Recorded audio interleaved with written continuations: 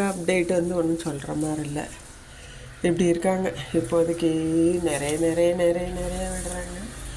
அது எங்கே வைக்கிறதுன்னு இடம் கிடைக்காம திணற வேண்டியது பாருங்க. நேற்று வந்து ஒரு 5-6 பிச்சு வச்சேன். அப்போ கூட இன்னும் நிறைய கிளை இருக்குது. இன்னும் கீழே பாருங்கள் எப்படி வளர்ந்துருக்காங்க. அதோட வந்துட்டு வெயிலும் இருக்குது மழையும் இருக்குது. அதனால் நல்லா அவங்கள வேர் பாருங்கள் ஃபுல்லாக விட்டுருக்காங்க. ஃபுல்லாக வேர் விட்டுருக்காங்க. வேர் விட்டு நல்லா அடர்த்தியாக வந்திருக்காங்க. 3 தொட்டி தான். ஆனால் பாருங்கள் காடு போல் வளர்ந்துருக்காங்க. இந்த தடவை நான் வந்து அதை கட் பண்ண இஷ்டம் இல்லை. அதனால் அப்படி விட்டுருக்கேன் பார்க்கலாம் அப்படின்னு. அதுக்கு கீழே தான் இவங்க இருக்கிறாங்க பிள்ளையார் சேரில். மறுபடியும் கிருஷ்ணரை கொண்டாந்து இங்கே வச்சாச்சு. ஏன்னு கேட்டால் அதில் அந்த வளையம் வந்து போயிருந்தது, அதனால மாட்டாமல் இருந்தது. மறுபடியும் இங்கே கொண்டாந்து வச்சாச்சு. இவ்வளோ தான் அப்டேட்.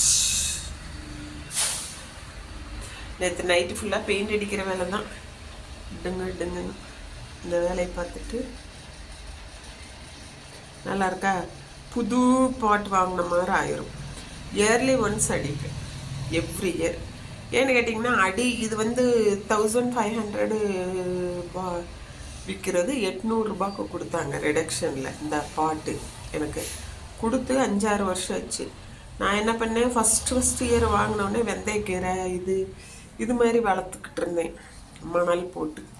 அப்புறம் எனக்கு அது ஒத்து வரல. திடீர்னு தோணுச்சு இதெல்லாம் பெயிண்ட் பண்ணி.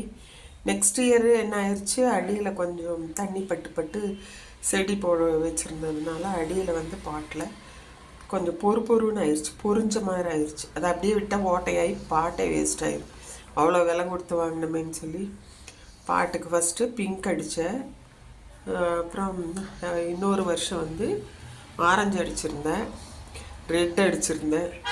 இந்த வருஷம் வந்து இந்த பிங்க், வாடாமல்லி பிங்க்கும் மயில் கலரு அப்புறம் இது மாதிரி வாங்கினதுனால விநாயகரோட கலரையே டோட்டலாக மாற்றிட்டேன் மயில் மேலே இருக்கிறதுனால.